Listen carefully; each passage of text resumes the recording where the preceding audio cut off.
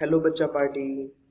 आ, आज हम फिजिक्स का ये असाइनमेंट है ये सोल्व करेंगे। फिजिक्स का ये असाइनमेंट हमारा फिजिक्स का चैप्टर साउंड एंड ग्रेविटेशन को कवर करेगा। Right, sound and gravitation chapter से रिलेटेड ये वीडियो होगा। और ऑलरेडी हमने sound and gravitation read out कर लिया है अपनी क्लास में। ठीक है, तो असाइनमेंट भी आप सब आई थिंक सोल्व कर ही चुके होंगे। तो असाइनमेंट से रिलेटेड ही जो क्वेश्चंस थे, ठीक है, उसी का ये सॉल्यूशन रहेगा। Right, so let's start with the question number 1। Briefly explain why Newton pondered over the existence of gravitation. सबसे पहले बेटा देखो, इस वीडियो में ना मैं आपको सिर्फ सॉल्यूशन है वो एक फास्ट रिकैप होगा सिर्फ और सिर्फ। ठीक है, आपने सॉल्यूशन ऑलरेडी कर चुके हो, सिर्फ आपको मैच करना है वेदर यू आर राइट और नो। Right, briefly explain why Newton pondered over the existence of gravitation. यानी जो न्यूटन है उसने क्या कि ग्रेविटेशन के एक्जिस्टेंस के बारे में कैसे पता चल लगाया था और कैसे बताते क्या एक्सप्लेनेशन थी। तो it is said and when an apple fall on a Newton head when he was sitting under a tree he thought if earth attract an apple। ठीक है, देखो बेटा क्या कि जैसे एक एप्पल है, अगर वो न्यूटन के सर से टकराई है, जैसे नीचे गिरी है बेटा यहाँ पे, ठीक है, तो सिर्फ न्यूटन ने ये बात सोची थी कि ये एप्पल यहाँ नीचे ही क्यों आई, वो ऊपर क्यों नहीं गई। यानी बेसिकली देखो अर्थ पे क्या है, जो न्यूटन है, न्यूटन कहाँ पे बेटा, अर्थ पे। ठीक है, न्यूटन कहाँ पे है, अर्थ पे है वो। राइट, तो अब वो एप्पल है वो नीचे ही आई है, इसका मतलब क्या है कि अर्थ ने बेटा, अर्थ ने उस ऑब्जेक्ट को क्या किया है, अट्रैक्ट किया है। राइट, तो मून ने क्यों नहीं किया। जैसे यहाँ पे आपका मून है, ये अर्थ है आपकी, ठीक है, तो कहते हैं कि मून ने इसको अट्रैक्ट क्यों नहीं किया, मून की तरफ ये क्यों नहीं गई, अर्थ की तरफ क्यों गई। ठीक है, तो बेटा बेसिकली क्या है कि जो अर्थ और एप्पल है उसके बीच में एक फोर्स है। ठीक है, तो it is said an apple fell on Newton head when he was sitting under a tree. He thought if earth attract an apple, अगर अर्थ है वो एप्पल को अट्रैक्ट कर सकते, can it also attract the moon, तो क्या वो moon को भी अट्रैक्ट कर सकते हैं। Is the force same in both case, क्या दोनों केस में फोर्स सेम होगा। This leads to the study on a gravitation. तो ये बेटा कुछ क्वेश्चंस थे, ठीक है, जो न्यूटन के दिमाग में आए थे और उसी के अकॉर्डिंग उन्होंने क्या कि डिस्कस किया था या स्टडी किया था ग्रेविटेशन के बारे में, ग्रेविटेशन को डिस्कवर किया। State the significance of universal law of gravitation. देखो सिग्निफिकेंस का मतलब चला जाता है बेटा आपका इंपोर्टेंस से। राइट, अगर कहीं पे आपसे सिग्निफिकेंस पूछता है तो बेसिकली वो आपसे इंपोर्टेंस मांग रहा है। ठीक है, तो यूनिवर्सल लॉ ऑफ ग्रेविटेशन आपको पता है, यूनिवर्सल लॉ ऑफ ग्रेविटेशन के अकॉर्डिंग मेरा जो फोर्स है वो किसके इक्वल है, जी है, m1 m2 divide by r square. Right, जहां पे जी मेरा क्या होने वाला है, ग्रेविटेशन कांस्टेंट होगा। m1 m2 मेरा मास ऑफ द टू बॉडीज होगा, टू डिफरेंट बॉडीज, जिन दो डिफरेंट बॉडीज के बीच में क्या है कि ग्रेविटेशनल फोर्स है। राइट, एंड आर क्या होगा, दोनों के बीच का डिफरेंस होगा और उसका स्क्वायर होगा। तो सिग्निफिकेंस है तो इंपोर्टेंस है यूनिवर्सल लॉ ऑफ ग्रेविटेशन के। इसके बाद ही हमें प्लेनेटरी जो मोशंस है अराउंड द सन, इसके बारे में थोड़ा सा आइडिया हुआ था। एक सिग्निफिकेंस एक इंपोर्टेंस मतलब है कि हमें पता चला था कि कैसे जो प्लेनेट है वो मोशन करते हैं सन के, सूर्य के चारों तरफ। अकरेंस ऑफ द टाइड्स यानी जो टाइड्स एनर्जी जो बनती है उसके बारे में पता चला था। Are the phenomena which are possible due to the law of gravitation. The third question is what is right the direction of the acceleration due to gravity। जो acceleration of due to gravity है उसकी दिशा क्या है, कहाँ से कहाँ पे apply होती है। So acceleration due to gravity is always directed towards the center of the planet or celestial body on which it is measured। For example बेटा आप अर्थ पे हो, ठीक है, राइट, आप कहाँ पे हो भी, अर्थ पे हो। ठीक है, तो अगर आप अर्थ पे मेजर करते हो तो अर्थ पे क्या आप करते हो, मेजर करते हो किसको, gravity, acceleration due to gravity.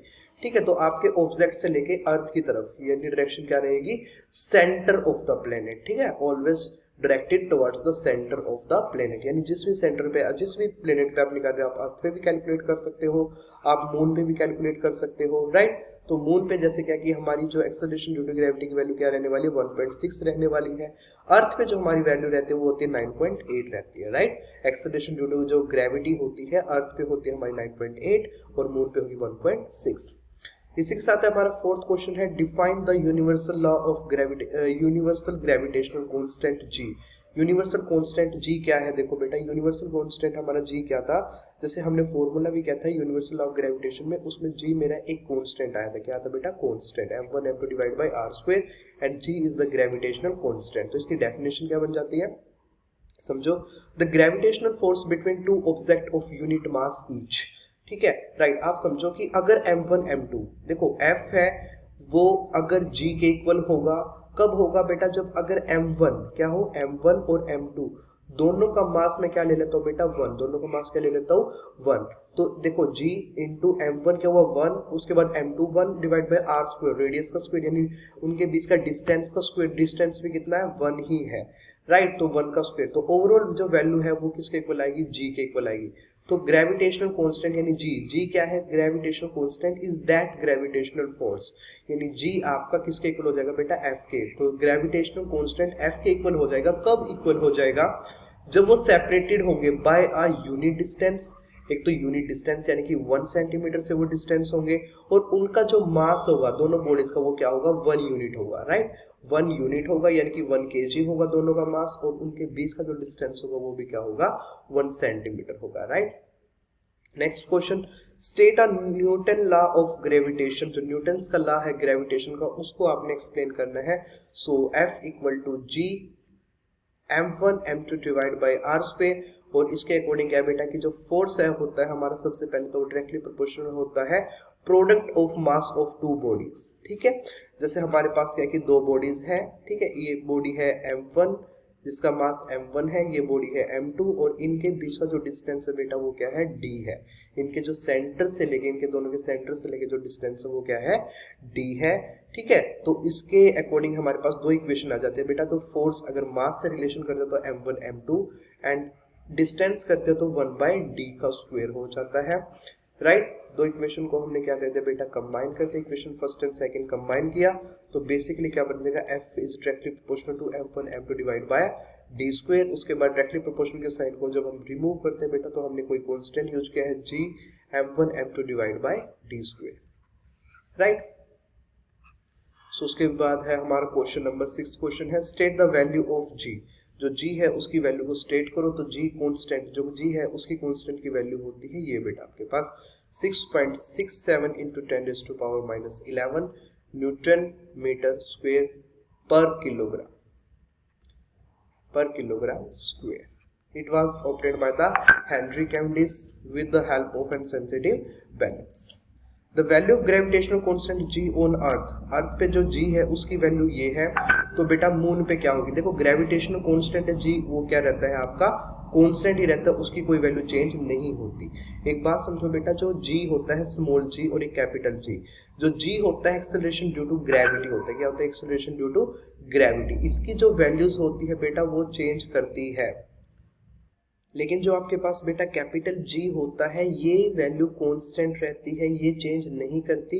ये चाहे आप किसी भी प्लेनेट की बात करो, राइट, ये चेंज नहीं होगी, ये कांस्टेंट रहेगी। लेकिन एक्सेलरेशन ड्यू टू ग्रेविटी है जो स्मॉल g है उसकी वैल्यू चेंज होती है, वो हर प्लेनेट पे डिफरेंट होती है, ठीक है, राइट। जैसे जो एक्सेलरेशन ड्यू टू ग्रेविटी क्या है, एक्सेलरेशन ड्यू टू ग्रेविटी, जो ग्रेविटी है ना बेटा ग्रेविटी, वो हमने क्या कि जो अर्थ और किसी बॉडी, जो अर्थ के ऊपर जो कोई भी बॉडी है उसके बीच में जो ग्रेविटेशन, जो एक्सेलरेशन है, ठीक है, तो उसको हमने नाम दिया है ग्रेविटी, ठीक है, और उसकी वैल्यू होती है 9.8। अगर इसी एक्सेलरेशन ड्यू टू ग्रेविटी का वैल्यू मून पे कैलकुलेट करोगे तो क्या मिलने वाली बेटा 1.6, राइट। तो कैपिटल G कांस्टेंट रहता है, स्मॉल g की वैल्यू चेंज करती है, ठीक है।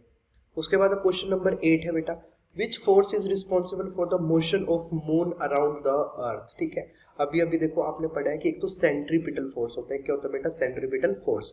जैसे कि हमारे पास एक पॉइंट है, हमने क्या किया, एक स्टोन लिया, एक पत्थर, एक थ्रेड लिया, इस थ्रेड से हमने स्टोन को टाई किया, हमने क्या किया उसको क्या किया रोटेट करना स्टार्ट किया, हमने उसको क्या किया रोटेट कराना स्टार्ट किया, ठीक है। अपने हैंड लिया हमने, हाथ से हमने क्या किया उसको टाई करके उसको पकड़ के, ठीक है, हमने उसको घुमाना, गोल गोल उसको घुमाना स्टार्ट कर दिया, ठीक है। तो वो किसकी हेल्प से रोटेट करता है बेटा, it's due to the centripetal force. क्या होता है सेंट्रीपिटल फोर्स, एक सेंट्रीपिटल फोर्स होता है जो किसी भी ऑब्जेक्ट को उसके यानी सर्कुलर मोशन में कराने में, उसका सर्कुलर मोशन प्रोसीड कराने में हेल्प करता है, right। तो motion of a moon around the earth is due to centripetal force of earth। if there was no such force the moon would pursue a uniform straight line।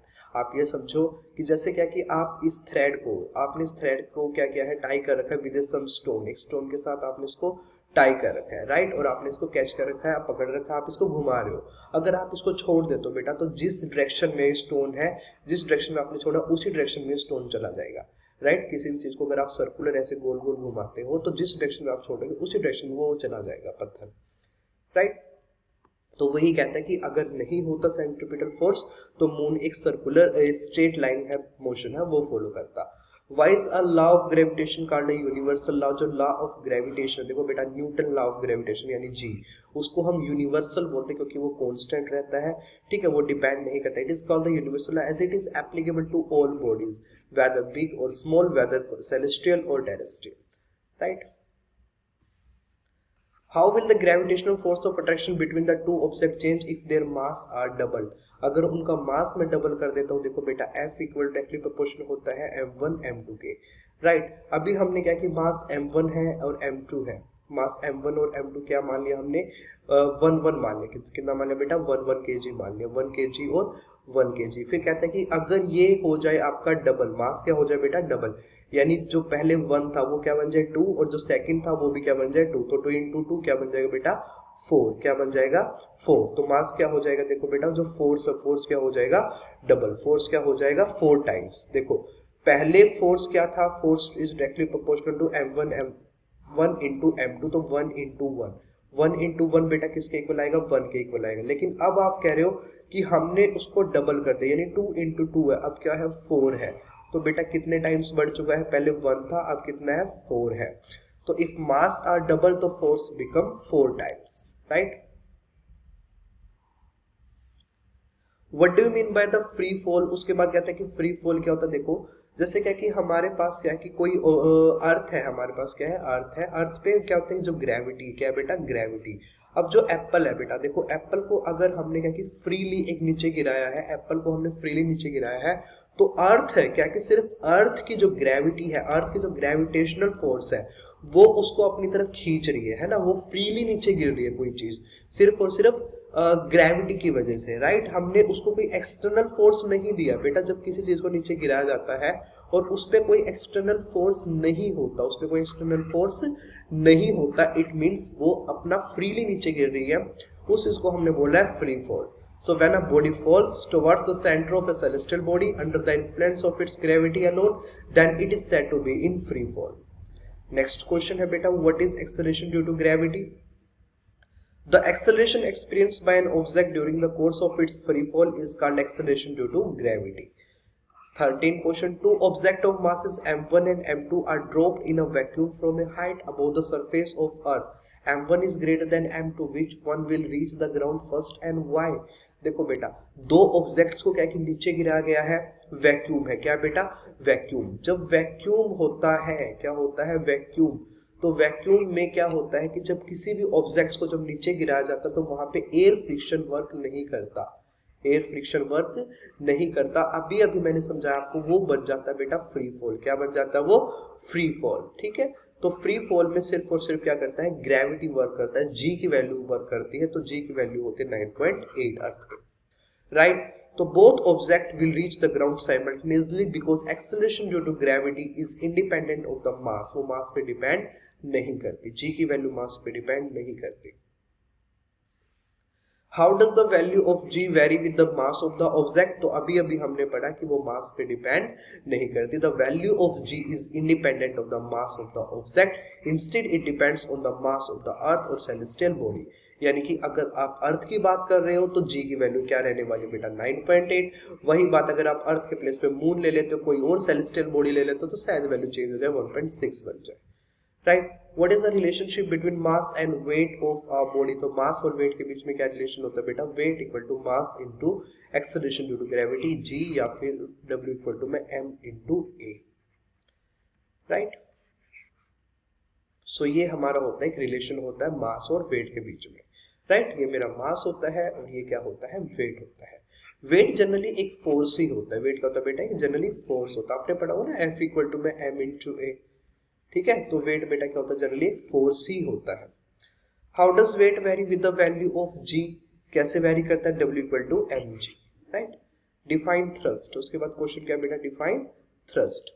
तो thrust क्या है बेटा, देखो thrust होता है क्या कि कोई भी एक ऑब्जेक्ट पे क्या कि हम कोई फोर्स अप्लाई करते हैं, देखो जैसे थ्रस्ट है, ठीक है, the force acting on an object perpendicular to the surface is called a thrust, ठीक है। अब जैसे ये सरफेस है, ठीक है, सरफेस पे क्या कि ये फोर्स है, कोई ऑब्जेक्ट है क्या कि बिल्कुल डाउनवर्ड लगा रहे हैं, यानी एक पर्टिकुलर डायरेक्शन में, the force in a particular direction.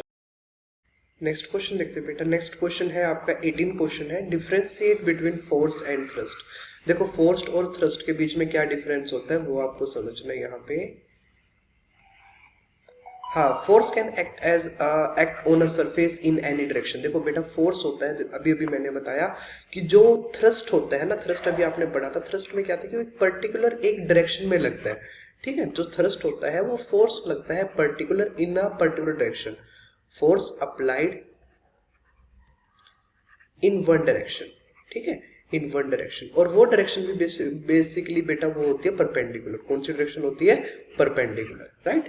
जैसे क्या कि अब क्या कि एक टेबल है, क्या बेटा? टेबल है, टेबल के ऊपर अगर हमने क्या कि कोई बुक रख रखी है ना, टेबल के ऊपर की बेटा क्या कि कोई बुक रखी है, तो बुक बेटा क्या है, एक फोर्स अप्लाई कर रही है किस डायरेक्शन में? एक परपेंडिकुलर डायरेक्शन में। ठीक है, तो इस चीज को हम बोल सकते हैं थ्रस्ट है। क्या बेटा? थ्रस्ट। ठीक है, तो जैसे क्या कि अब हमने क्या कह रखा है, एक बकेट लिया है ना, एक बकेट लिया, उसमें क्या कि हमने वाटर वगैरह ऐड किया है, उसमें क्या कि वाटर है। तो जब हम इसमें क्या कि कोई चीज ऐड करते हैं, क्या चीज? कोई चीज ऐड करते हैं, और ये लिक्विड क्या करता है, ये लिक्विड इस मटेरियल को अपवर्ड की तरफ क्या कि फोर्स लगाता है। ठीक है, तो जो मटेरियल अपर की तरफ फोर्स लगाता है उसको बोलते हैं बायोनेंसी। उसको क्या बोलते हैं बेटा? बायोनेंसी बोलते हैं। और जो मटेरियल आपका नीचे की तरफ जो फोर्स लगा रहा है, पर्टिकुलर जो फोर्स लगा रहा है, उसको बोलते हैं परपेंडिकुलर को थ्रस्ट बोलते हैं। ठीक है, उसके बाद है बेटा define pressure. Pressure is defined as the thrust per unit area of the surface. क्योंकि जो प्रेशर है वो भी कैसा लगता है बेटा? परपेंडिकुलर ही लगता है। कैसा लगता है? परपेंडिकुलर, 90 डिग्री के एंगल पे लगता है। ठीक है, यानी कि एक स्ट्रेट डायरेक्शन पे लगता है। तो pressure is defined as the thrust per unit area, यानी कि pressure is basically divide by force divide by area. Pressure equal to force divide by area, या फिर आप बोल सकते हो बेटा थ्रस्ट की डेफिनेशन में बोला तो pressure equal to thrust divide by area. ठीक है, तो प्रेशर जो होता है वो क्या होता है? बेसिकली थ्रस्ट होता है डिवाइड बाय एरिया। ठीक है, आई थिंक ये चीज क्लियर है। तो प्रेशर क्या होता है? Thrust divide by area. ठीक है, उसके बाद नेक्स्ट क्वेश्चन है, state the unit of the pressure. Pressure की यूनिट अभी आपको सिर्फ क्या याद करनी है बेटा? पास्कल। क्या यूनिट याद रखनी है? पास्कल एक यूनिट आपको सिर्फ और सिर्फ याद रखनी है। ठीक है, तो जो यूनिट होती है वो क्या होती है? Pascal, right. The SI unit of the pressure is pascal. Pressure acting on a surface of the 1 pascal if a thrust of 1 Newton acts on its unit area. ठीक है, प्रेशर जो होता है बेसिकली क्या होता है बेटा? Thrust divide by area. Thrust divide by area. तो कहता है कि जो प्रेशर है, प्रेशर क्या है? 1 पास्कल। यानी प्रेशर 1 पास्कल कब होगा बेटा? ये वैल्यू 1 कब होगी? पास्कल की वैल्यू 1 कब होगी? जब थ्रस्ट भी क्या होगा? 1 होगा, एरिया भी क्या होगा? 1 होगा। तभी प्रेशर की जो वैल्यू है वो क्या आएगी? 1 आएगी। सोल्व करने पे बेटा प्रेशर 1 तब आएगा जब आपका थ्रस्ट भी 1 हो और एरिया क्या हो? 1। तो वही बात कहता है कि pressure acting on a surface is 1 pascal. 1 pascal होगा इफ थ्रस्ट इज न्यूटन, यानी कि 1 न्यूटन हो थ्रस्ट। तो थ्रस्ट देखो, न्यूटन किसकी यूनिट होती है बेटा? फोर्स की यूनिट किसकी होती है? फोर्स की। ठीक है, तो थ्रस्ट और फोर्स में कोई ज्यादा डिफरेंस नहीं है, बस डिफरेंस एक है बेटा कि फोर्स किसी भी डायरेक्शन में लग सकता है, और जो थ्रस्ट होता है वो सिर्फ और सिर्फ परपेंडिकुलर डायरेक्शन में अप्लाई होता है। ठीक है, 21 क्वेश्चन है, how is pressure related to the thrust exerted on a surface. तो pressure is directly proportional to thrust exerted on a surface, since pressure equal to क्या होता है? Thrust divide by area, right. ठीक है, तो pressure और thrust में क्या रिलेशन होता है बेटा? प्रेशर इज डायरेक्टली प्रोपोर्शनल होता है थ्रस्ट के, राइट। और अगर एरिया में पूछ ले तो एरिया से क्या होता है बेटा? Inversely proportional. नेक्स्ट क्वेश्चन है 22, what is atmospheric pressure. Atmospheric pressure क्या होता है? जो प्रेशर यानी जो गैसेज होते हैं हमारे एटमॉस्फेयर में, एटमॉस्फेयर में जितनी भी गैसेज होती है बेटा वो क्या कि कुछ प्रेशर अप्लाई करती है। ठीक है, वो हमारी बॉडी पे प्रेशर अप्लाई करती है। ठीक है, वो हर एक ऑब्जेक्ट पे प्रेशर अप्लाई करती है, वो हर लिक्विड पे प्रेशर अप्लाई करती है। ठीक है, वो वाटर के मॉलिक्यूल पे भी प्रेशर अप्लाई करती है, हर एक चीज पे। The pressure exerted on us by atmosphere of the earth is called atmospheric pressure. 23, is pressure a scalar और वेक्टर क्वांटिटी। क्या जो प्रेशर है वो स्केलर क्वांटिटी है या वेक्टर क्वांटिटी? बेटा pressure is a scalar quantity. Pressure क्या है? एक स्केलर क्वांटिटी है। स्केलर और वेक्टर में क्या डिफरेंस होता है? जो वेक्टर क्वांटिटी होता है बेटा वो डायरेक्शन पे डिपेंड करती है, लेकिन जो प्रेशर होता है वो क्या है कि एक स्केलर क्वांटिटी है, वो डायरेक्शन पे डिपेंड नहीं करती, वो हर एक डायरेक्शन में अप्लाई हो सकती है। ठीक है, देखो अब कोई बच्चा है, ठीक है, वो क्या है कि किसी बुक को नीचे भी फेंक सकता है, मतलब क्या कि नीचे की साइड उस पर फोर्स अप्लाई कर सकता है और अपर की साइड उस पर फोर्स अप्लाई कर सकता है। ठीक है, तो प्रेशर क्या एक स्केलर क्वांटिटी है, वो वेक्टर नहीं है। State the unit of buoyancy and thrust. देखो बायोंसी और थ्रस्ट, मैंने बताया बेटा बायोंसी और थ्रस्ट, बायोंसी भी एक फोर्स ही है, ठीक है, थ्रस्ट भी क्या है, एक फोर्स ही है। थ्रस्ट क्या होता है, थ्रस्ट होता है बेटा जो परपेंडिकुलर डायरेक्शन में अप्लाई होता है और जो कोई मटेरियल अप्लाई करता है। बायोंसी में क्या होता है, बायोंसी में होता है बेटा लिक्विड अप्लाई करता है। क्या कौन अप्लाई करता है, लिक्विड। लिक्विड क्या है, अप्लाई करता है कोई फोर्स अपवर्ड साइड में। कहाँ पे, अपवर्ड साइड में। और जो थ्रस्ट होता है बेसिकली बेटा डाउनवर्ड साइड की तरफ अप्लाई होता है, थ्रस्ट डाउनवर्ड में और बायोंसी अपर की साइड अप्लाई होता है, तो लिक्विड अप्लाई करते हैं। ठीक है, state Archimedes principle. Archimedes principal वही जो बकेट वाला मैंने एग्जांपल अभी लिया था, कि कहता है कि जैसे ये कोई है बकेट है, बकेट में क्या कि वाटर है, यहाँ तक क्या कि इसमें कोई वाटर फिल है, ठीक है, कोई लिक्विड है। जब आप इसमें क्या कि कोई बॉक्स, ठीक है, कोई भी एक बॉक्स है, प्लास्टिक का कोई बॉक्स है, जब आप इसमें वो इमर्स्ड करते हो, ठीक है, उसको डबो देते हो ना, इसमें सिंक करते हो, ठीक है, तो जब वो डबो इसमें आप सिंक करोगे, ठीक है, इसमें इमर्स्ड करोगे, तो उसमें क्या होगा, जो लिक्विड है उसका जो लिक्विड है उसका लेवल क्या होगा, अप होगा। उस लिक्विड का लेवल क्या होगा बेटा, अप होगा। ठीक है, तो क्यों अप होगा, क्योंकि जो वो बॉक्स है, वो प्लास्टिक का बॉक्स है, वो भी क्या है कि कुछ स्पेस गेन करेगा, राइट। तो Archimedes principle state that when an object is partially और fully immersed in a fluid, किसी भी फ्लूइड में पार्शियली और फुली इमर्स किया जाता है, it experience an up thrust. ठीक है, एक अपवर्ड फोर्स है, क्या लगता है, एक अपवर्ड फोर्स अप्लाई होता है, that is equal to the weight of the fluid displaced by it. ठीक है, वो क्या करता है, एक्सपीरियंस करता है एक अपवर्ड फोर्स। ठीक है, यानी जो प्लास्टिक का जैसे बॉक्स था, जब हमने इसको इसके अंदर इमर्ज किया, ठीक है, इसके अंदर इमर्ज करने की कोशिश की हमने उसको, तो जो लिक्विड होता है, जो फ्लूइड होता है, वो फ्लूइड क्या करता है बेटा, एक अपवर्ड फोर्स अप्लाई करता है। क्या करता है, अपवर्ड फोर्स अप्लाई करता है, और उसी चीज को हम ना बायोंसी भी बोल देते हैं। क्या बोलते हैं उसको, बायोंसी। ठीक है, give two application of Archimedes principle. Archimedes principle की दो एप्लीकेशन आपको देनी बेटा। Archimedes principle is used in designing ships and submarine and in making lactometers। ठीक है, इन चीजों में यूज किया जाता है। लैक्टोमीटर बेसिकली बेटा हमारे पास क्या होता है, एक जो मिल्क होता है, मिल्क को की कंसंट्रेशन मेजर करने के लिए यूज किया जाता है। उसके बाद है बेटा डिफाइंड डेंसिटी। क्या होता है डिफाइंड डेंसिटी, डेंसिटी आपको पता है mass by volume, simple question.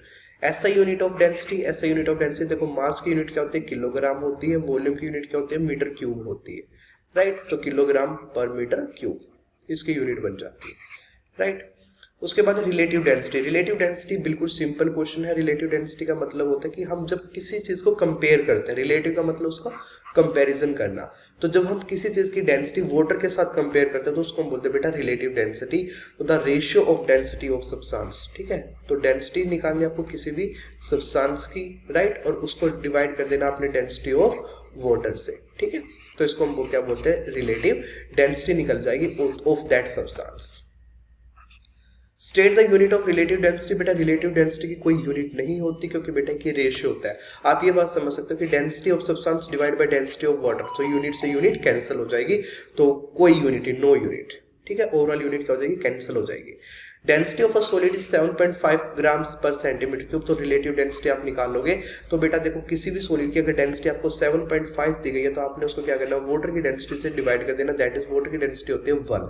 ठीक है, जो प्योर वाटर होता है बेटा, प्योर वाटर की डेंसिटी अगर आपको नहीं दी गई तो आप प्योर वाटर की डेंसिटी एज्यूम करोगे 1। अगर आपको कोई डेंसिटी दे दी जाती है तो फिर आप वही एज्यूम करोगे। जैसे आपको बोल दिया गया कि density of solid is 7.5 and water की आपको डेंसिटी दे दी जाती है 1.2, तो अब आप 7.5 को डिवाइड कर दोगे 1.2 से, जो भी आंसर आएगा वो आपका रिलेटिव डेंसिटी निकल जाएगा। उसके बाद बेटा relative density of an object. किसी ऑब्जेक्ट है उसकी डेंसिटी क्या है, 1.35। विल इट फ्लोट और श्रिंक इन वाटर, क्या वो वाटर में फ्लोट करेगा या श्रिंक करेगा। आपको पता है बेटा जी कि रिलेटिव डेंसिटी अगर ऑब्जेक्ट की 1.35 है तो वो ग्रेटर है किससे, 1 से, यानी वाटर की जो डेंसिटी है उससे ज्यादा हैवी है। ठीक है, तो it will shrink in the water. अगर ये डेंसिटी क्या होती है बेटा, लेस देन होती है, यानी 0.85 होती। ठीक है, तो 1 अब क्या होता था, ग्रेटर। तो अब वाटर की डेंसिटी क्या है, ज्यादा है, तो वो क्या करेगा, फ्लोट करेगा। अब ऑब्जेक्ट क्या करता है बेटा, फ्लोट। ठीक है, तो कुछ 32 क्वेश्चन थे हमारे ग्रेविटी से, यानी ग्रेविटेशनल चैप्टर से। उसके बाद हम कुछ साउंड के एमसीक्यू यानी 1 मार्कर क्वेश्चन यही कर लेते हैं, सॉल्व करते हैं। उसके बाद फिर हम आगे देखते हैं। कुछ 3 मार्कर या क्वेश्चन होंगे तो उसको भी सोल्व करेंगे, right.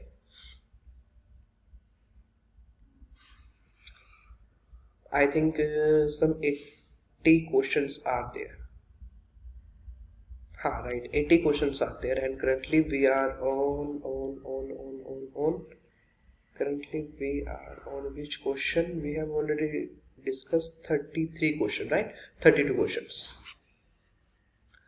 So question number 33, sound is a form of energy which produce a sensation of hearing in our ears. ठीक है, साउंड क्या होती है? देखो बेटा, साउंड भी एक एनर्जी की ही फॉर्म होती है जो एक सेंसेशन प्रोड्यूस करती है हीरिंग के लिए, सुनने के लिए, ठीक है। How is sound produce? Sound कैसे प्रोड्यूस होते हैं बेटा?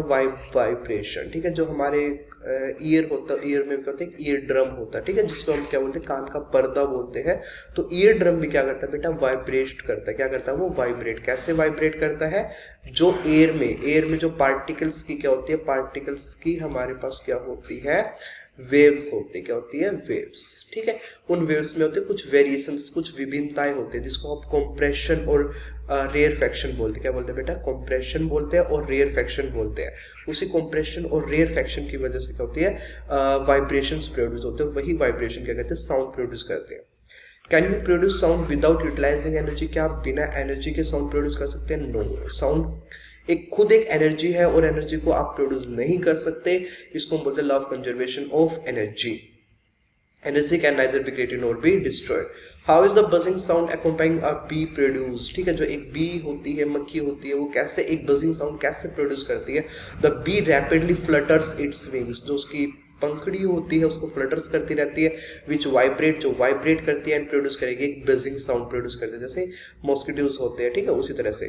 Y are sound waves called mechanical wave? उनको हम मैकेनिकल वेव क्यों बोलते हैं? क्योंकि वो मैकेनिकल डिस्टर्बेंस में चलती है। Sound waves are produce by the mechanical disturbance. एक मैकेनिकल डिस्टर्बेंस क्रिएट होता है। मैकेनिकल डिस्टर्बेंस का मतलब जैसे मैंने बताया बेटा कि जैसे पार्टिकल का कहीं कंप्रेशंस बनेगा, कहीं क्या बनेगा? रेयरफेक्शंस बनेगा। क्या बनेगा? कहीं पे रेयरफेक्शन। इसी तरह से उसके बाद फिर से कंप्रेशन आएगा, फिर क्या आएगा? रेयरफेक्शंस आएगा, ठीक है। उसके बाद फिर कंप्रेशन आएगा, फिर रेयरफेक्शंस आएगा in the medium and can not travel through a vacuum. Vacuum से ट्रेवल नहीं कर सकती वो, ठीक है। That is why mechanical wave. उसके बाद है बेटा transverse wave and longitudinal wave. Transverse wave और लॉन्गिट्यूडिनल वेव में सिर्फ डिफरेंस ये होता है बेटा, ये पैरेलल चलते हैं। लॉन्गिट्यूडिनल वेव क्या होती है? पैरेलल चलती है। जिस डायरेक्शन में कोई वेव, ठीक है, चलती है, जैसे कोई पार्टिकल है, देखा a wave in which a particle vibrate in a direction perpendicular. जहां पे परपेंडिकुलर की बात आ जाए तो ट्रांसवर्स, और जहां पे क्या आ जाए? पैरेलल की बात आ जाए तो उसको हम बोलते हैं बेटा longitudinal. A wave in which particle vibrate in a direction perpendicular to that of wave propagation is called transverse wave.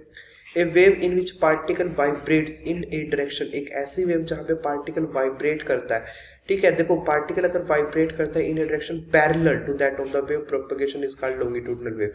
For example बेटा आपकी एक वेव निकलती है, क्या निकलती है? ये वेव निकलती है, राइट। अब ये वेव, अगर ये वेव बेटा, अगर ये वेव ट्रेवल करती है यानी चलती है, ठीक है, अगर ये वेव चलती है, ठीक है, किससे? Parallel to the wave propagation, parallel to the wave propagation, तो उसको बोलते हैं लॉन्गिट्यूडिनल। और अगर ये परपेंडिकुलर होती है यानी 90 डिग्री के एंगल पे चलती है, इस टाइप से एंगल बनाता है, तो उसको हम बोलते हैं क्या? Transverse wave. उसके बाद है draw a diagram of longitudinal wave and labelled it. तो ये हमारा लॉन्गिट्यूडिनल वेव है, ठीक है, हमने इसको लेबल कर दिया, राइट। ये मेरा रेयरफेक्शन हो गया, रेयरफेक्शन रीजन है। उसके बाद ये मेरा कंप्रेशन रीजन है, ठीक है। Give one example each of transverse and longitudinal wave, ठीक है। जो ट्रांसवर्स वेव होती है वो कैसी होती है? लाइट होती है। और लॉन्गिट्यूडिनल किसका एग्जांपल होता है हमारे पास? साउंड का। उसके बाद व्हाट इज एन एको? एको क्या होता है? An echo is a reflected sound. An echo क्या होता है बेटा? एक रिफ्लेक्टेड साउंड होता है। उसके बाद क्या होता है?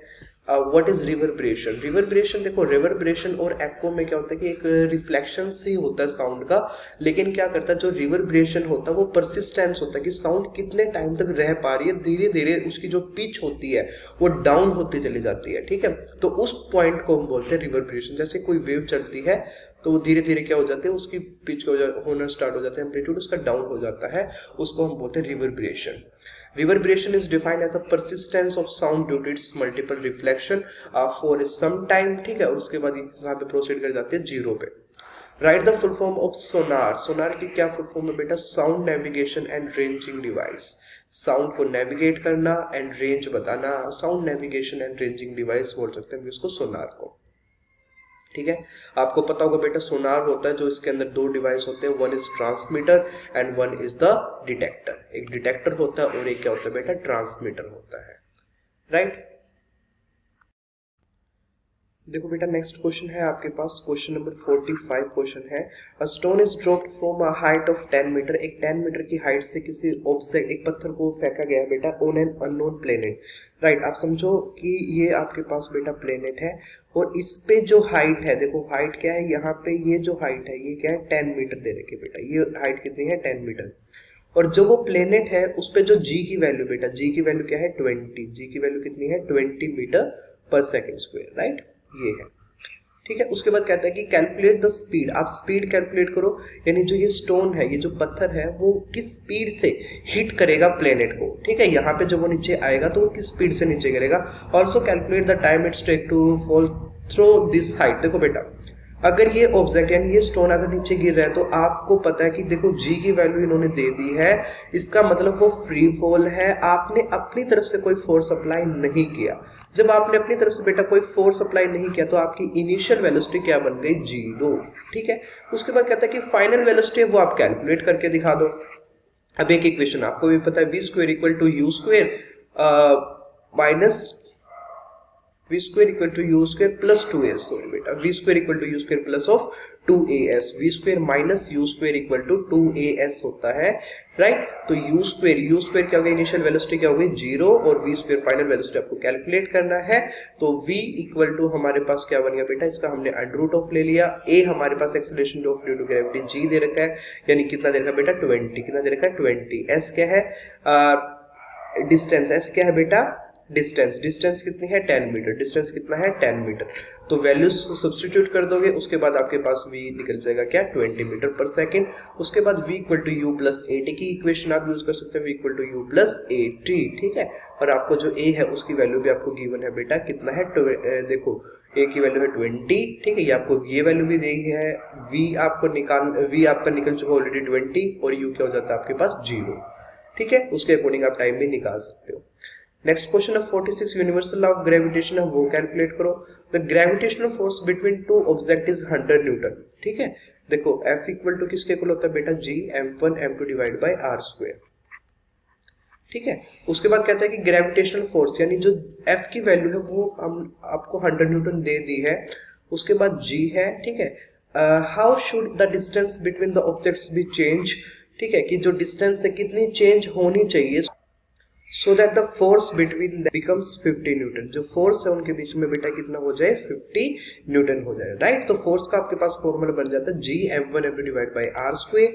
कहता है 100 न्यूटन आपको फोर्स दे दिया गया है, ये G की वैल्यू है, राइट। उसके बाद कहता है कि आप ये बताओ कि जो डिस्टेंस है, ठीक है, distance between the objects can be change, कि डिस्टेंस हम कितनी चेंज करें। ठीक है, यानी जो r है वो कितना रखे कि जिसकी यानी जो हमारा फोर्स है, देखो बेटा फोर्स कितना हो गया हाफ, फोर्स कितना हो गया हाफ कर दिया। ठीक है, तो फोर्स हाफ कर दिया है। मास में वो कहता है कि आप कोई चेंज मत करो। ठीक है, मास में अगर कोई चेंज नहीं हो रहा है, फोर्स कहता है कि फोर्स का हाफ आपको करके दिखाना है। ठीक है, तो रेडियस है उसमें कितना चेंज आना चाहिए बेटा, देखो अगर क्या किया उन्होंने फोर्स को क्या किया बेटा हाफ किया, फोर्स को क्या किया है हाफ। ठीक है, आप ये बात समझो कि जो फोर्स होता है वो इनवर्सली प्रोपोर्शनल होता है रेडियस के स्क्वायर के। क्या होता है, इनवर्सली प्रोपोर्शनल होता है रेडियस के स्क्वायर में। अगर कोई चीज बेटा हाफ होती है, यानी फोर्स अगर इंक्रीज होता है तो रेडियस क्या करेगी डिक्रीज। ठीक है, रेडियस क्या करेगी डिक्रीज। अब भी देखो इन्होंने पहले 100 लिया था, अब आपसे कहता है कि आप 50 न्यूटन करके दिखाओ, कितना न्यूटन करना आपको 50 न्यूटन, यानी ये क्या कहता है कि फोर्स आपको कम करना है। अगर बेटा फोर्स कम करना है तो रेडियस क्या होगी, रेडियस इंक्रीज करनी चाहिए, यानी जो डिस्टेंस उनके बीच में क्या होनी चाहिए increase. The distance between the object should be increase by under root of 2 times. ठीक है, क्योंकि फोर्स के बीच में क्या रिलेशन है बेटा 1/r का स्क्वायर। ठीक है, तो r का स्क्वायर के अकॉर्डिंग क्या रिलेशन बन जाएगा, आप खुद देखो ना कि अगर मैं इसका अंडर रूट ऑफ f करता हूँ, अंडर रूट ऑफ क्या करता हूँ f, तो उसके अकॉर्डिंग इसका अंडर रूट ऑफ ये इससे कैंसिल होगा, तो रेडियस और इसमें f में क्या है अंडर रूट ऑफ का रिलेशन। अगर कोई चीज हाफ होती है यानी 2 होती है तो उसका अंडर रूट ऑफ 2। ठीक है। अगर फोर्स हमारे क्या हो जाता है 3 टाइम्स क्या हो जाता है डाउन, यानी डिक्रीज हो जाता है 3 टाइम्स, तो हमारा जो रेडियस है वो क्या होगा √3 होगा, राइट। ठीक है, तो फोर्स में और रेडियस में क्या होता है इनवर्सली रिलेशन होता है। What is meant by the buoyancy, buoyancy मैंने अभी आपको बताया, buoyancy is defined as the upward force. एक अपवर्ड फोर्स होता है बेटा जो कि फ्लूइड एग्जिस्ट, कोई लिक्विड होता है वो एक्सर्ट करता है किसी ऑब्जेक्ट पे, जब वो ऑब्जेक्ट को इमर्स किया जाता है उस फ्लूइड में। Why does an object float और सिंक, बेटा कब फ्लोट करता है और कब सिंक करता है, ठीक है, वो डिपेंड करता है आपका जो मास होता है या वेट होता है ऑब्जेक्ट का उसके ऊपर, right. When the buoyancy of a liquid is greater than the weight of the object, ठीक है। अगर जो बायंसी है किसकी, लिक्विड की, अगर लिक्विड की बायंसी है वो क्या है बेटा ग्रेटर है, ठीक है, वेट से, तो वो फ्लोट करेगा। यानी कि देखो अगर लिक्विड या कि उसको इतना कैपेबल है लिक्विड की उस ऑब्जेक्ट को वो अपर ही रख पा रहा है, ठीक है, तो इसका मतलब है कि वो ऑब्जेक्ट क्या करेगा फ्लोट करेगा। लेकिन अगर ऑब्जेक्ट भारी हो जाएगा, हैवी हो जाएगा और बायंसी कम हो जाएगी तो वो ऑब्जेक्ट क्या हो जाएगा बेटा सिंक हो जाएगा, डूब जाएगा। नेक्स्ट क्वेश्चन है बेटा 48 क्वेश्चन है, ए स्टिल एम्प्टी प्लास्टिक बोतल is pushed in a water in a bucket, bucket में पुश की गई है। Explain the following observation in doing so it becomes more difficult to push it deeper and deeper, उसको नीचे धकेलना मुश्किल हो जाता है, ठीक है। क्यों बेटा, क्योंकि एन अपवर्ड एक्सटेंडेड फोर्स, ठीक है, जो एक अपवर्ड फोर्स है जो वाटर लगा रहा है वो क्या करता है इंक्रीज कर रहा है, जैसे जैसे बोतल है उसको नीचे की तरफ हम डाल रहे हैं, ठीक है। जैसे कि एक बकेट वाला एग्जांपल ही बार बार हम ले रहे हैं, देखो अगर इसमें क्या कि एक बोतल है, एक पानी की बोतल है, अगर एक प्लास्टिक की बोतल है, अगर हम उसको इसके अंदर ऐड करते हैं ना, अगर हम इसको इसके अंदर ऐड करते हैं, इमर्स करने की कोशिश करते हैं, तो जैसे जैसे वो नीचे की तरफ जाएगी तो फ्लूइड जो वाटर है, वाटर इस पे एक अपवर्ड फोर्स लगाने की कोशिश करेगा बेटा, ठीक है। और अपवर्ड फोर्स लगाएगा तो उससे क्या होगा, मतलब वो डिफिकल्ट हो जाएगा उसको नीचे की तरफ धकेलना। इट बिकम्स मोर डिफिकल्ट, ये डिफिकल्ट हो जाता है to push it deeper, the बोतल become come back to the surface on being release. हाँ, जैसे ही उस बोतल को हम क्या किया उस पर फोर्स हमने रिमूव किया, वो बोतल क्या हो जाएगी वापस सरफेस पे आ जाएगी, ठीक है, क्योंकि आपने एक्सटर्नल फोर्स है वो रिमूव कर दिया। तो अब सिर्फ और सिर्फ क्या करें, जो अपवर्ड फोर्स है वो काम कर रहा है बेटा।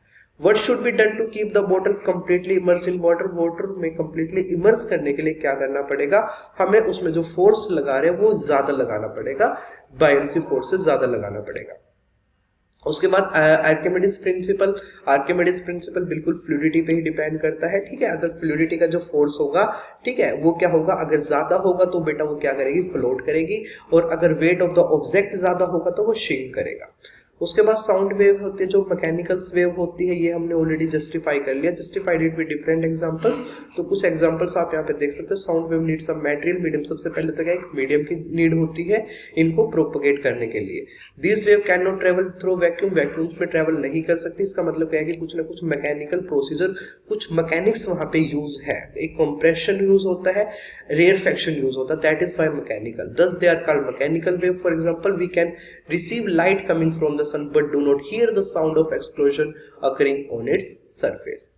उसके बाद है बेटा define frequency of a sound wave and give its SI unit. जो फ्रीक्वेंसी है उसके बारे में बताना। देखो साउंड वेव के कुछ कैरेक्टरिस्टिक्स होते हैं बेटा, जैसे मेरे पास ये साउंड की एक वेव बनाई मैंने, ठीक है, तो एक वेव बनती है बेटा, ये होती है इसकी एम्पलीट्यूड, जो मैक्सिमम हाइट होती है किसी वेव की उसको हम बोलते हैं एम्पलीट्यूड। क्या बोलते हैं उसको बेटा, एम्पलीट्यूड। उसके बाद आ जाता है फ्रीक्वेंसी। क्या जाती है, फ्रीक्वेंसी। फ्रीक्वेंसी होती है कि जो कितने कंप्लीट साइकिल है एक सेकंड में किए गए हैं। अगर किसी की फ्रीक्वेंसी बेटा 100 हर्ट्ज होती है, 100 हर्ट्ज, इसका मतलब एक सेकंड में 100 जो वेव है साइकिल है कंप्लीट हो चुके हैं, उस वेव ने ट्रेवल कर दिए 100 वेव। देखो जैसे यहां से लेकर ना बेटा यहाँ तक, ये 1 वेव कंप्लीट हो जाती है। देखो यहाँ से ये हाफ हो जाती है यहाँ पे, और ये मेरी क्या हो जाती है कंप्लीट एक वेव बन जाती है, राइट। यहाँ पे इसी तरह से यहाँ पे एक सेकंड वेव, 2 वेव कंप्लीट हो गई है, ठीक है। तो 100 हर्ट्ज का मतलब बन जाता है बेटा 100 कंप्लीट साइकिल इन 1 सेकंड, उसको हम बोलते हैं बेटा फ्रीक्वेंसी। इसकी ऐसा यूनिट आप हर्ट्ज भी बोल सकते हो, ठीक है। और ये क्या होती है, पर सेकंड। क्या होती है बेटा, पर second. What are the roof and walls of auditorium? Why are the roof and walls of auditorium hall generally covered with the sound absorbent material? So that जो multiple echoes होते हैं या reverberation होते हैं उसको क्या किया जा सके, रिड्यूस किया जा सकते हैं, और जो साउंड है वो क्लियरली ऑडिबल, राइट। उसके बाद state the relationship between the frequency and time period. Time period और फ्रीक्वेंसी में रिलेशन बताना बेटा, इनवर्सली रिलेशन होता है। फ्रीक्वेंसी होती है 1 बाय टाइम पीरियड के इनवर्सली प्रोपोर्शनल होती है, जितना frequency 1 by t. The wavelength vibration produce on its surface of water is 2 centimetre. Wavelength हमें दे रखे बेटा 2 centimetre, right. If the wave velocity, जो वेव की वेलोसिटी है, स्पीड है, वो दे रखी है 16 metre per second. Find its frequency and time period. तो उसका फ्रीक्वेंसी और टाइम पीरियड आपको कैलकुलेट करना है। देखो फ्रीक्वेंसी में जो रिलेशन होता है बेटा 1 = 1 बाय टाइम पीरियड। आपने एक इंपॉर्टेंट पॉइंट देखो यहाँ पे नोटिस क्या किया होगा, क्वेश्चन को पेपर का ना अटेम्प्ट करने का तरीका देखो बेटा। जो क्वेश्चन पूछा गया है सिर्फ पॉइंट टू पॉइंट चलता है एग्जामिनर, है ना। सॉल्यूशन आपको पॉइंट टू पॉइंट ही देना है। जैसे फ्रीक्वेंसी के बारे में पूछा, एक रिलेशन पूछा, तो इन्होंने सबसे पहले रिलेशन बताया। उसके बाद नेक्स्ट जो क्वेश्चन जो गिवन स्टेटमेंट थी, जैसे लैम्डा यानी कि वेवलेंथ हमें 2 सेंटीमीटर दे रखी थी, हमने उसको मीटर में कन्वर्ट किया। उसके बाद जो वेव, क्योंकि स्पीड है, स्पीड किसमें है, मीटर में है, दैट्स व्हाई हमने इसको वेवलेंथ को किसमें कन्वर्ट किया बेटा, मीटर में, राइट। उसके बाद स्पीड हमें दे रखी है 16 मीटर पर सेकंड। देन हमने उसके अकॉर्डिंग क्या निकाला बेटा, अपनी स्पीड है वो कैलकुलेट कर ली फॉर्मूलाज पुट करके। टाइम पीरियड के अकॉर्डिंग हमने क्या किया, टाइम पीरियड के अकॉर्डिंग हमने अपनी फ्रीक्वेंसी का फॉर्मूला पुट किया। 1 बाय फ्रीक्वेंसी होता है, टाइम = 1 बाय एफ होता है। यहाँ से हमने फ्रीक्वेंसी कैलकुलेट कर लिया, स्पीड बाय वेवलेंथ, ठीक है। उसके अकॉर्डिंग हमारी क्या की, फ्रीक्वेंसी निकल जाएगी, फिर देन हमारे यहाँ पे टाइम पीरियड निकल जाएगा। डिफाइन द टर्म क्या होती है, टोन। हाँ, टोन क्या होता है, देखो कहते हैं ना कि tone a sound of a single frequency. एक सिंगल फ्रीक्वेंसी की जो साउंड होते हैं उसको हम बोलते हैं बेटा टोन बोलते हैं। A person is listening of the sound of 500 sitting at a distance of 450 metre. देखो बेटा क्या दे रखा है, लिसनिंग कर साउंड 50 हर्ट्ज। तो हर्ट्ज में क्या होता है बेटा, फ्रीक्वेंसी। तो आपको क्या दे रखी है, फ्रीक्वेंसी दे रखी है 500 हर्ट्ज, क्या दे रखी है, frequency. What is the time interval, क्या निकालना है, टाइम इंटरवल, टाइम पीरियड निकलवाना चाहते हैं बेटा। तो टाइम और फ्रीक्वेंसी में क्या होता है, इनवर्सली रिलेशन होता है, simply 1 by 500 = 0.002 second answer. What is an echo? Echo क्या होता है, देखो echo is a reflected sound. Echo क्या होता है, reflected sound होता है। Prove that to hear a distinct echo, एक दूर से जो echo उसको सुनने के लिए जो distance होता है ऑब्जेक्ट के भी, ऑब्जर्वर और रिफ्लेक्टिंग सरफेस को क्या होना चाहिए, should be at least 17.2 होना चाहिए, ठीक है। At a temperature से 22 डिग्री सेल्सियस, when speed of sound in air is 344 metre per second, ठीक है। Why do we hear echo in empty halls and not in the well furnished room of the same size? ठीक है, एक well furnished room में हमें इतना echo नहीं सुनाई देता जितना कि एक empty halls में सुनाई देता है। तो echo is a first reflected sound होता है। उसके बाद हमें बेटा देखो स्पीड दिया गया है, हमें टाइम है वो प्रूव करना कि टाइम हमारे पास जो sensation of the sound persist in brain, यानी जो रिवर्बरेशन बेटा कितने टाइम तक रहते हैं, 0.1 सेकंड तक क्या है कि वो साउंड परसिस्ट करती है, which is required time lag between the original sound and the echo। उसके बाद distance travelled by the sound is 2 second, ठीक है। कितना होता है बेटा, 2 सेकंड, क्योंकि ऑब्जेक्ट है उसको क्या कि कम बैक भी करना है, वापस भी आएगा। फिर वो देखो कोई ऑब्जेक्ट्स है, echo में क्या होता है कि एक डबल डिस्टेंस कवर होती है, ठीक है। तो डिस्टेंस इक्वल टू उसके अकॉर्डिंग आपने स्पीड और टाइम है उसका फॉर्मूला कैलकुलेट कर लिया, ठीक है। जो डिस्टेंस हो जाएगी वो क्या हो जाएगी बेटा, डबल हो जाएगी, ठीक है। डिस्टेंस डबल हो जाएगी, स्पीड इनटू टाइम, ठीक है। उसके अकॉर्डिंग आपने डिस्टेंस s निकाले, vt डिवाइड बाय टाइम। आपके पास स्पीड दे रखी है, आपके पास टाइम दे रखा है बेटा, आपने इसको फॉर्मूला में कैलकुलेट किया, आपके पास डिस्टेंस निकल जाएगा। वेल फर्निश्ड जो रूम होते हैं उनके पास कारपेट होते हैं, उसमें कर्टेन्स, पर्दे होते हैं, कर्टन्स होते हैं, ड्रेपरीज, कपड़े होते हैं, बहुत सारा कुछ होता है एक्सेट्रा, विच एब्जॉर्ब, जो साउंड को एब्जॉर्ब कर लेते हैं। echo इज नॉट प्रोड्यूस, वहां पे echo प्रोड्यूस नहीं होता। Question number 55, state a condition for an echo to be heard, ठीक है। जो echo है उसकी कंडीशन क्या होनी चाहिए, अभी अभी हमने पढ़ा, उसका जो टाइम होना चाहिए, टाइम लैग कितना होना चाहिए बेटा, 0.1 second. Bats can not see, then how do they catch their prey, ठीक है। वो उनको दिखाई नहीं देता लेकिन फिर भी उनको अपना शिकार वो कैसे ढूंढ लेते हैं, यूजिंग द अल्ट्रासोनिक स्क्वीक्स, ठीक है। अल्ट्रासोनिक वो रेडिएशन है, रेज है, वो किरणें है वो रिलीज करती है, जो कि रिफ्लेक्टेड बैक होती है जब वो प्रे से उस शिकार से टकरा जाती है, ठीक है। तो उसी रिफ्लेक्टेड जो बैक जो रेज आई है उनको जो बैट होता है वो डिटेक्ट कर लेता है और अपने जो शिकार है उसको कैच करता है, उसको एक दिमाग में कैलकुलेशन करता है, राइट, कि डिस्टेंस पता लगाता है कि प्रे किस टाइप का शिकार है और कितनी दूर है मुझसे। 56 क्वेश्चन है, व्हाट इज रिवर्बरेशन। रिवर्बरेशन क्या होता है, suggest 2 method to reduce it in big falls, ठीक है। तो रिवर्बरेशन क्या होता है, time from the generation of sound, ठीक है। एक टाइम जहां पे जो साउंड है वो जनरेट हुई है, till its loudness reduce to zero. उसके बाद उसकी लाउडनेस धीरे धीरे क्या हो जाती है बेटा, रिड्यूस हो जाती है to zero, is called reverberation. The process due to which the persistence of sound is caused is called reverberation. This is reduced in an auditorium using sound absorbent material such as carpets, draperies, curtains and cushion covers.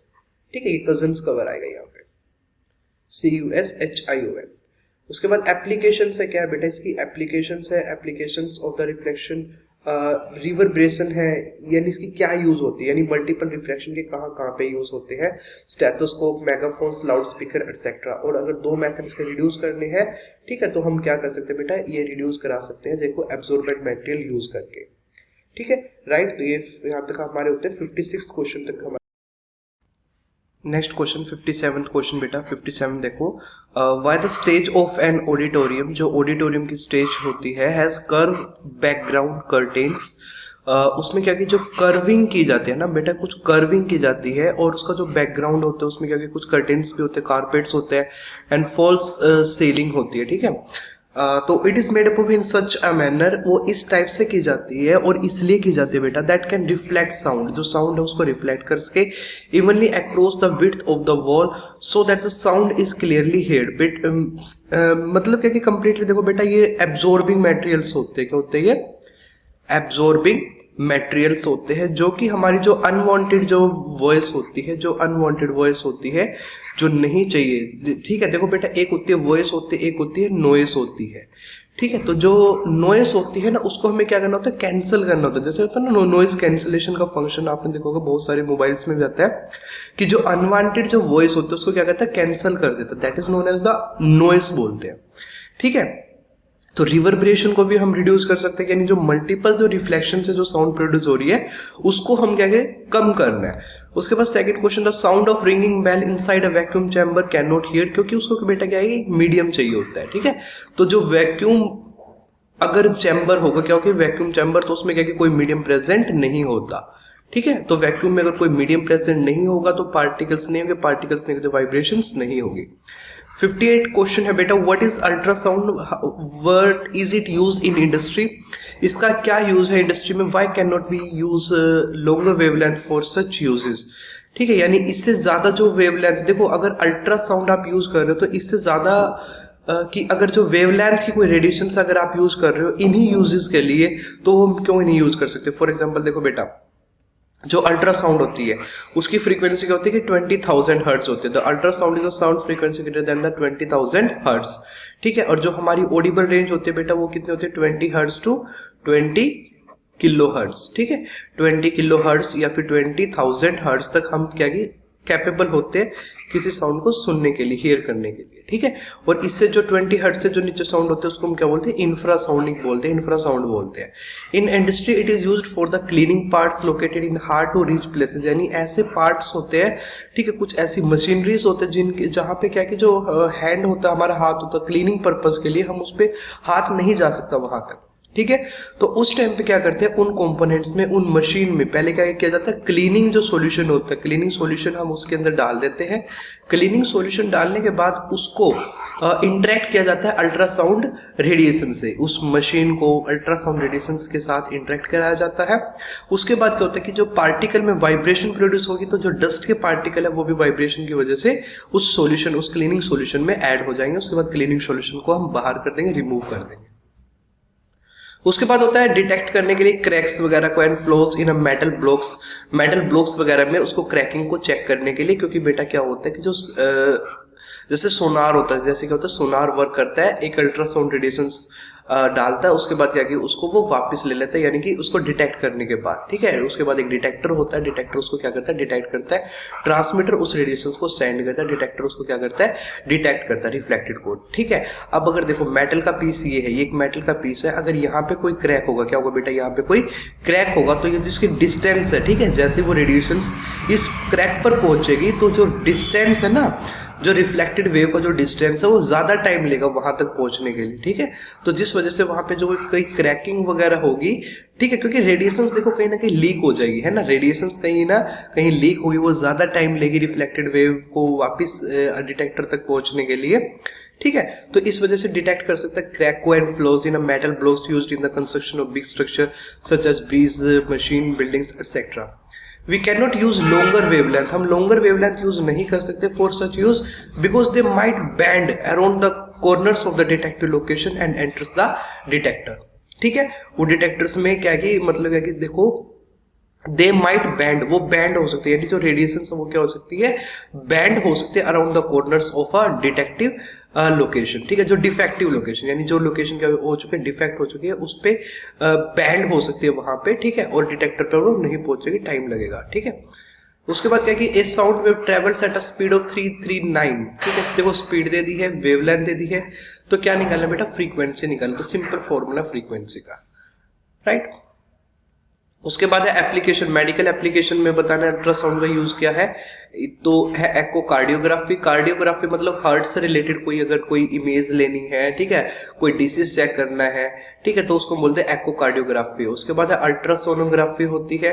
उसके बाद है देखो ultrasound scanner helps to obtain image of internal body organs.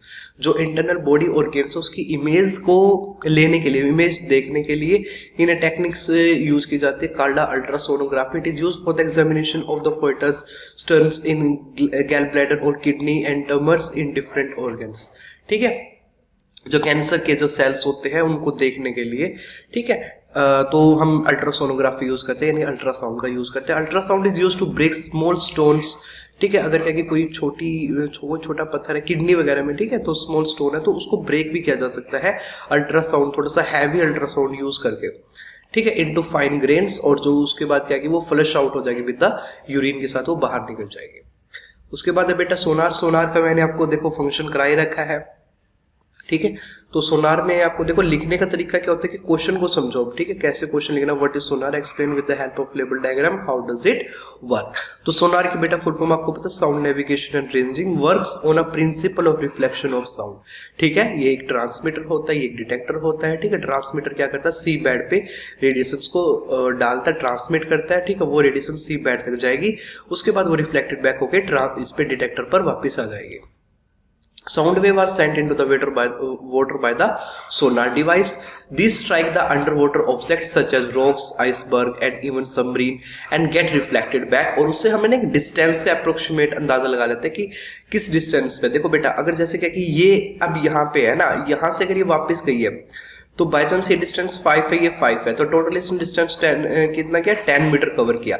अब यहाँ पे by chance क्या कि कोई आइसबर्ग आ गया है ना, कोई आइसबर्ग आने की वजह से क्या होगा, अब जैसे शिप यानी यहाँ पे ट्रेवल करेगा, आगे की तरफ आएगा, तो देखो रेडिएशन सब यहाँ से यहाँ पे जाएगी, यानी अब वो डिस्टेंस क्या हो चुकी है, चेंज। अब ये डिस्टेंस क्या हो गया, चेंज। फॉर एग्जांपल ये 4 है, ये 4 है, तो डिस्टेंस अब कितनी है, 8 मीटर। यानी अब जो साउंड है वो अल्ट्रासाउंड है जो वो 8 मीटर डिस्टेंस ट्रेवल कर रही है, तो जिसकी वजह से क्या कि यानी अगर डिस्टेंस में चेंज आएगा, डिस्टेंस में चेंज आएगा तो जो सोनार है वो डिवाइस है वो हेल्प कर देगा कि कहीं ना कहीं क्या कि कोई प्रॉब्लम है, कोई ऑब्जेक्ट जरूर है और उस ऑब्जेक्ट की हाइट कहीं ना कहीं क्या है, 1 मीटर है। ठीक है, उसके बाद है वेरिएशंस ऑफ जी। ये कुछ क्वेश्चंस है बेटा, एमसीक्यू क्वेश्चंस है। ठीक है, वेरिएशंस ऑफ जी बताना है डिस्टेंस के साथ from the centre of the earth is best given as, तो इसके लिए आंसर रहेगा बेटा आपका B, g equal directly proportional to 1/r²। ठीक है, ऑलरेडी आप ये कर चुके हो कि जो जी होता है वो क्या होता है, डायरेक्टली प्रोपोर्शनल होता है मास डिवाइड बाय re²। ठीक है, मास यहाँ पे मास होता है m, मास होता है अर्थ, r होता है radius of the earth. There is no atmosphere on the moon. ठीक है, मून के ऊपर कोई एटमॉस्फेयर नहीं है, एज उसका रीजन क्या है, because the gases have less requirement of the velocity और energy to escape from its surface. ये ऑप्शन भी इसका ठीक है। It is closer to the earth, नहीं ये तो नहीं है। It revolves around the earth, नहीं ये कोई रीजन नहीं हो सकता। It gets lights from the sun, ये रीजन नहीं हो सकता। The gases have less requirement of the velocity और energy to escape from its surface. 64th question बेटा, 4 प्लेनेट है A B C and D made up of same material having radius of, देखो 4 material 4 planets की बात कर रहे हैं जिसकी रेडियस क्या कि एक की है r/2 है, एक की r है, राइट। ठीक है, r ज्यादा हो जाएगी ना बेटा, r ज्यादा हो जाएगी क्योंकि ये क्या है, देखो r/2, दूसरी क्या है r/2, ये r/2 है, ये r है, उसके बाद है 2r यानी इसका डबल है 2r है, उसके बाद है 4r है। ठीक है, ये r/2 है, फिर r है, फिर 2r, 4r। The order of the planet in increasing order of acceleration due to gravity, acceleration due to gravity के ऊपर बताना बेटा, तो जी होता है मेरा क्या होता है, इनवर्सली प्रोपोर्शनल होता है आर स्क्वायर। किसके होता है, इनवर्सली प्रोपोर्शनल होता है किसके, आर स्क्वायर। यानी कि अगर रेडियस क्या होगी, ज्यादा होगी तो ग्रेविटी क्या होगी, कम होगी। ठीक है, अगर रेडियस ज्यादा तो ग्रेविटी क्या होगी, कम होगी। तो इसके अकॉर्डिंग बेटा क्या हो जाएगा, जैसे d है, ये क्या, जैसे a है, ये b है, ये c है, ये d है, तो d की जो रेडियस है, रेडियस क्या सबसे ज्यादा, देखो एक बड़े साइज का 4r है, यानी कि d सबसे ज्यादा बड़ा है, तो इसकी एक्सेलरेशन ड्यू टू ग्रेविटी सबसे क्या होगी, कम होगी। तो सबसे कम किसकी होगी, d की, फिर देन c की, फिर देन b की, फिर देन a की, क्योंकि a क्या बेटा देखो सबसे छोटा है। अब सबसे छोटा प्लेनेट है तो इसकी g की वैल्यू क्या होगी, सबसे ज्यादा होगी। The wrong option among the following, इनमें से कोई एक रॉन्ग ऑप्शन कौन सा है, देखो बेटा, the gravitation force act on a line joining the mass, ठीक है, independent of other mass, other mass के ऊपर इंडिपेंडेंट होता है, क्योंकि सिर्फ क्या कि दो मास के ऊपर डिपेंड करता है। इंडिपेंडेंट ऑफ द अदर मास नहीं बेटा, मास के ऊपर भी तो डिपेंड करता ही है ना। ठीक है, ठीक है, ये option. Always attract by nature, ठीक है, अट्रैक्टिव होता है by nature. Does not form action reaction pair, नहीं एक्शन रिएक्शन के पेयर नहीं बनाता, बिल्कुल बेटा गलत बात है ये। ठीक है, द रॉन्ग ऑप्शन इनमें से क्या किया कि रॉन्ग ऑप्शन ये है, क्योंकि एक्शन और रिएक्शन के पेयर वो बनाता है। डज फॉर्म एक्शन, अगर नोट नहीं होता तो ये क्वेश्चन ठीक होता। An apple and stone dropped from certain height accelerate, accelerate क्या होगा, इक्वल होगा। ठीक है, आप किसी एप्पल को डालो या स्टोन को डालो, अगर वो सर्टेन हाइट यानी कि एक्सेलरेट करेगा, इक्वली करेगा, क्योंकि बात है हमारे पास वैक्यूम की। ठीक है, अगर हमें वैक्यूम नहीं भी दिया गया बेटा, फिर भी हमें इसको वैक्यूम में अज्यूम करना है, हमें एयर फ्रिक्शन को नहीं मानना यहाँ पे। उसके बाद एक 60 kg का मैन है, वे है W kg उसका वेट है ऑन द मून, तो W कितना होगा उसका, ठीक है, तो W होगा बेटा उसका 60 kg। ठीक है, क्योंकि जो ऑलरेडी W है वो क्या है, kg में ही दिया गया है। Acceleration due to gravity on the surface of the moon is 1/6 of its value of the surface of the earth. ठीक है, देखो अगर एक 9.8 है और एक पे वैल्यू कितनी है 1.6, तो इसको अगर हम डिवाइड करते हैं तो क्या आंसर आने वाला बेटा, 6 ही आने वाला है, तो 1/6 होती है। ठीक है, जैसे ये अर्थ पे होती है एक्सेलरेशन ड्यू टू ग्रेविटी, और ये कहां पे होती है, मून पे। ठीक है, तो इसके लिए ऑप्शन क्या है, डी। ठीक है, वो डिफरेंट होती है क्योंकि डिफरेंट मास है, different density and different radius है। ठीक है, और जी होता है किसके डायरेक्टली प्रोपोर्शनल होता है बेटा, mass divide by R E square. ठीक है, तो मास पे भी डिपेंड करेगा, रेडियस पे भी डिपेंड करेगा। Acceleration due to gravity on the surface of the earth is greatest at pole, pole पे क्या होती है, ज्यादा होती है, और इक्वेटर पे क्या होती है, सबसे कम होती है। ठीक है, क्योंकि आपका ये होता है इस टाइप से होती है। ठीक है, the value of g, quantity g in the law of gravitation, ठीक है, वो क्या होती है बेटा, is independent of the mass and radius of the earth. ठीक है, जो जी होती है लॉ ऑफ ग्रेविटेशन, ठीक है, वो रेडियस ऑफ अर्थ पे डिपेंड नहीं करता और मास पे भी डिपेंड नहीं करता।